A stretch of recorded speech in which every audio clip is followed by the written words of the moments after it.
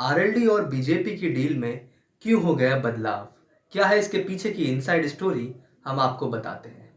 दरअसल आरएलडी का एनडीए में जाना तो पिछले दिनों ही तय हो गया था, लेकिन आरएलडी के समर्थकों को लगा था कि कोई बहुत बड़ी डील मिलने जा रही है। यानी कि ना सिर्फ तमाम सीटें मिलेंगी, बल्कि केंद्र में भी मंत्री पद मिलेगा और राज्य में भी मंत्री पद मिलेगा। लेकिन डील में थोड़ा सा बदलाव हुआ है।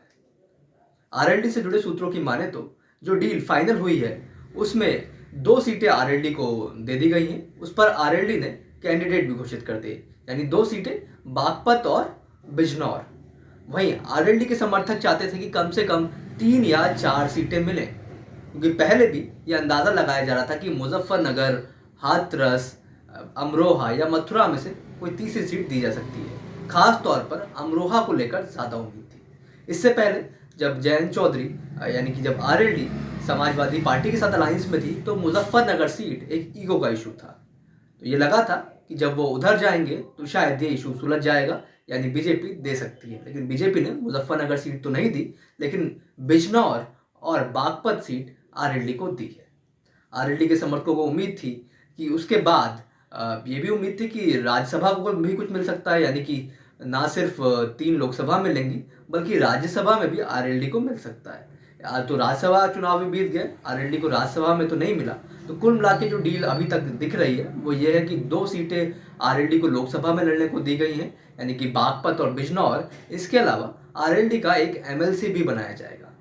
यूपी में अभी मार्च के ही महीने में अंतिम समय में ये करीब 13 सीटों पर यहाँ पर एमएलसी चुनाव होना है, यानी कि 13 एमएलसी बनाए जाने हैं, जिसमें उम्मीद की जा रही है कि एनडीए के कोटे से 10 और समाजवादी पार्टी के कोटे से 3 एमएलसी बनाए जाएंगे। अब एनडीए को आशीष पटेल को तो बनाना ही था, उनका कार्यकाल खत्म हो रहा था। अब आरएलडी का भी एक एमएलसी बनाना होगा, उनका नाम की घोषणा भी हो गई है।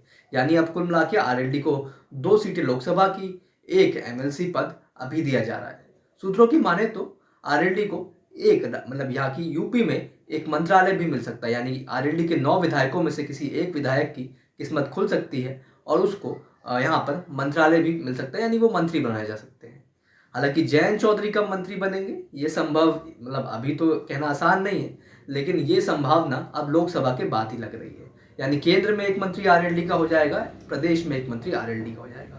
आरएलडी से जुड़े सूत्रों की माने तो पहले यूपी में 2 मंत्री बनाए जाने की उम्मीद थी, लेकिन अब जो कि डील रिवाइज हुई है उसमें आरएलडी का एक ही मंत्री बनाया जाएगा। यानी कि जो आरएलडी के तमाम नेताओं को लग रहा था एक कैबिनेट मंत्री और एक एमओएस, तो अब ऐसा नहीं होने जा रहा है। एक ही सूत्रों की माने तो अब एक ही मंत्री बनाया जाएगा।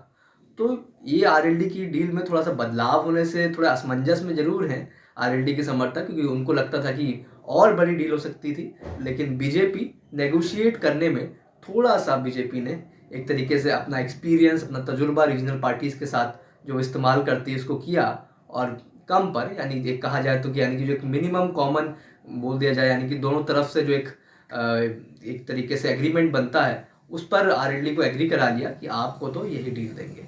अब इस पर 2 अलग अलग तर्क आ रहे हैं। समाजवादी पार्टी और अन्य पार्टी विपक्षी दलों की जो है उनका कहना है कि आरएलडी बहुत हल्की डील पर चली गई। आरएलडी के अंदर के भी कुछ सूत्र कहते हैं कि भाई थोड़ी तो हल्की डील मिल गई है, लेकिन तमाम लोग ये बात भी कहते हैं खासतौर से आरएलडी से जुड़े कि कम से कम यहाँ पर 2 सीटें लड़ेंगे तो जीतेंगे, तो वहां पर तो 7 लड़ते, क्या पता एक भी जीतते या नहीं जीतते। यहाँ 2 लड़ेंगे, जीतेंगे, सत्ता में रहेंगे, केंद्र में भी रहेंगे और प्रदेश में भी रहेंगे, क्योंकि प्रदेश में तो अभी 2027 तक सरकार भी और मंत्री भी बनने जा रहा है, साथ ही में एमएलसी भी एक तरीके से हमारा बनने जा रहा है। तो ये आरएलडी और बीजेपी की डील एक तरीके से कहा जाए तो आधा ग्लास पानी भरा और आधा ग्लास पानी खाली जैसी है। इसमें दोनों तरह के एंगल आपको दिख जाएंगे। आरएलडी के जो विरोध करते हैं उनके लिए ये हो जाएगा कि भाई यहाँ 7 सीटें मिल रही थी, वहां तो 2 में ही चले गए, और यहाँ पर एक तरीके से लीडरशिप डेवलप हो रही थी। जब आप विपक्ष में रहते हैं तो आप सब सरकार पे हमलावर होते हैं और चांस भी ज़्यादा रहता है अपनी लीडरशिप डेवलप करने का। वहीं आप सत्ता के साथ चले गए हैं तो आपको चुप्पी ज़्यादा साधनी पड़ेगी। लेकिन वहीं दूसरी तरफ से दूसरा एंगल देखा जाए तो फिर आप सत्ता का हिस्सा हो जाते हैं, आप पॉलिसी मेकिंग का हिस्सा हो जाते हैं। तो ये थी आरएलडी की इनसाइड स्टोरी जो हमने बताई। कुल मिला के आरएलडी की डील रिवाइज होने का एक बहुत बड़ा कारण ये भी था कि प्रेशर टैक्टिक्स दोनों तरफ से की जा रही थी। इसमें बीजेपी थोड़ा प्रेशर बनाने में आरएलडी पर कामयाब हुई। उसने अनुप्रिया पटेल की पार्टी यानी अपना दल एस को भी 2 सीटें दी और आरएलडी के लिए भी दो ही सीटें छोड़ी, जबकि आरएलडी का दावा वहाँ पर अगर देखा जाए, अगर एक्टिविटी के तौर पे देखा जाए तो आरएलडी लगभग 1 दर्जन जिलों में पश्चिम यूपी के खास तौर से एक्टिव है। तो कम से कम 3 से 4 सीटों पर उसका दावा बनता था, लेकिन क्योंकि बीजेपी ने उनको एग्री कर लिया है तो अब वो 2 ही लोकसभा सीटों पर चुनाव लड़ते दिखेंगे और वहीं एक पर एमएलसी रहेगा। और अब मंत्रालय मिलने की उम्मीद राज्य में भी है और चुनाव बाद अगर एनडीए की सरकार आती है तो केंद्र में भी है। तो कुल मिला के ये कहानी थी आरएलडी के अंदर की। इसी तरह की तमाम इनसाइड स्टोरी आप देखते रहिए यूपी तक।